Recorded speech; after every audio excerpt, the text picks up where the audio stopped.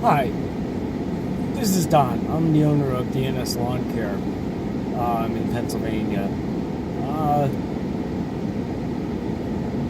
I see a lot of people on YouTube.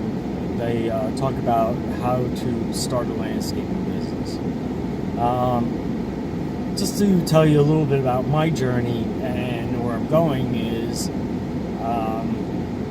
kind of fun. I started my business back in 2015. So I've been in business now for 3 years. Originally, I started out with a Craftsman lawnmower tractor that I bought on Craigslist. And I also purchased a push mower that I bought on Craigslist. And one thing I was kind of particular about was the weed whacker. So I went to Lowe's department store and I bought the most inexpensive straight shaft weed whacker I could afford, which was like $100 and some odd at that time. Trimmer served me well. It's been retired to the scrapyard just because it was not commercial and I just wore it out. The big thing is how to get customers.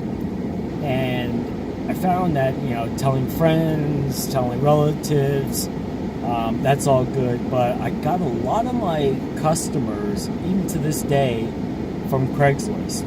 Now, Craigslist used to be free, but however, now you have to pay, I think it's $5 every time you post, which is kind of okay with me because, like, you see one guy that's posting, like, every 15 minutes, you see his ad coming up, and, like, it's in blocks of, like, 4 ads at one time, which kind of gets annoying.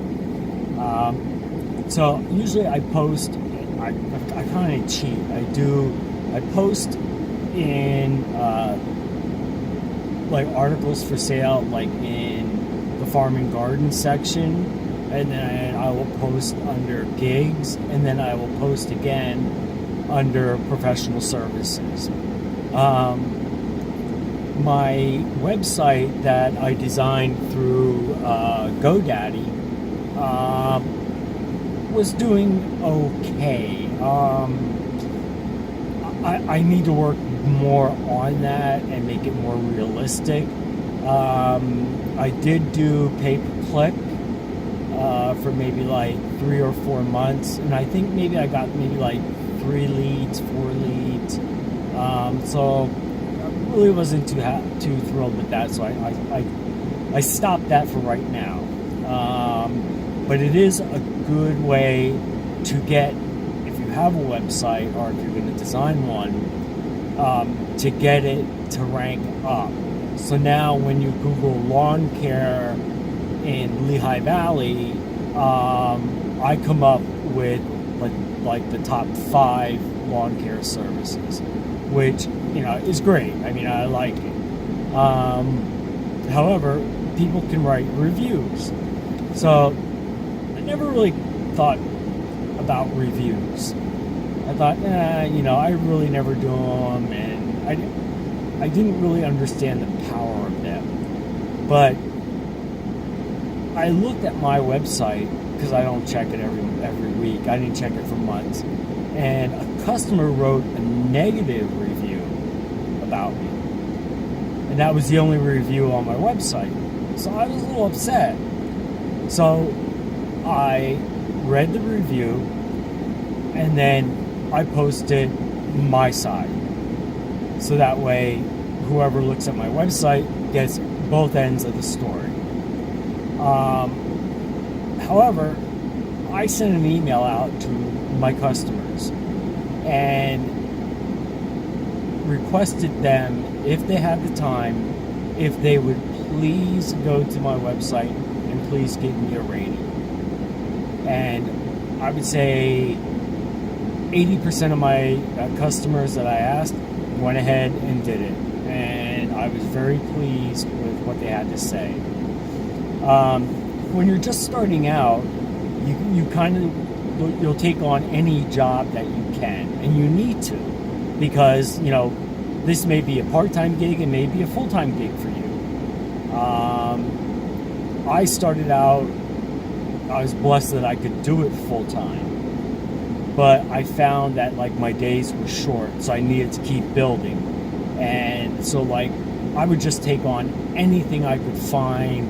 I even got into property preservation, where I would go in, cut the lawn. It'd be like, a foot high, and then, I hit like huge rocks and, just like all this garbage and stuff. And then I said, no. I said, I don't like the repair bills. I'm not doing it anymore. And I don't. I don't like cutting high grass at all. It's too much time walking the property, and now that I have a zero-turn mower, I will not do it. But in the beginning, you have to. Pricing, that's a hard subject, because you have to kind of like talk to other landscapers, even though they seem unapproachable. They are. You can talk to them. And kind of just like, like if they're cutting the lawn next to you, just like, don't come out and just say like, oh, how much are you charging next door? You don't want to do that. Just in general conversation, bring it up and talk about it. You'll find most lawn care guys are fairly decent.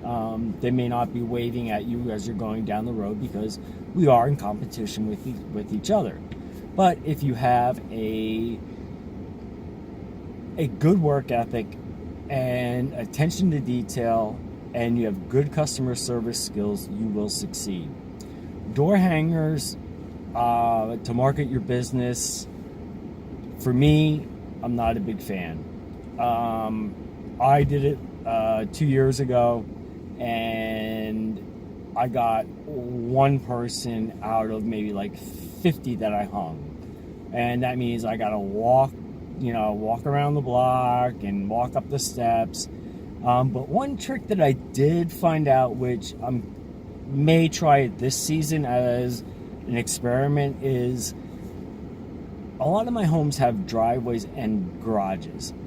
And that's the way that people go in and out. They don't use the front door or the back door.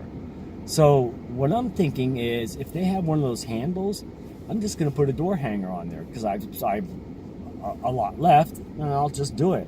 And what I'll do is I'll look at the property and I'll put a price, what I can do, what my charge would be to cut that lawn, and see what kind of turnaround I get on that. For accounting wise, yeah, in the beginning you can use Excel spreadsheets. They're good, but there is a program out there now. I'm not affiliated with them. This is not a promotion for them, but it's called Yardbooks. And from the lawn care forum, guys were chatting about this. So I Googled it, and I thought, why not? Give it a try. Well, the feature that I found to be like gold was the routing and scheduling. Because in my head, I could figure out, okay, these houses are on this side of town, these houses are on the other side of town. So like Monday I'm on this side, Tuesday I'm on that side, and so forth. But for the lawns that I'm cutting that day, it automatically fills it out, and then you can build a route, and then you can click on optimize the route, and it will tell you the best way to manage that route. And it has saved me money in gas, and gas is one of my biggest expenses, because right now, I'm in one town, the next town, and so forth, and it's just the way I'm spread out. That's the way my business is. I'm slowly trying to shrink it down and make it more dense. That's basically all I have for you right now. I went to Tractor Supply, and for like $700, I picked up my first landscape trailer. It was small. My F-150 pulled it, with no problem, and it got me through till I could grow. I now run a 7 by 18 foot trailer, and I'm seriously thinking about keeping this one because it is paid off. I pay cash for everything that I can. I don't like debt, and going with a cargo trailer. Cargo trailers are cool, but they're expensive, and you gotta watch what you're buying. You can never have enough trailer, but that also eats into your gas. But it's like a portable garage, and it also protects your equipment, but your equipment doesn't cool down as fast as an open trailer. But I'll talk more about that as my channel progresses. Thanks for listening, and if you like what you hear, and if you're happy, give it a thumbs up and subscribe. Thank you very much. Keep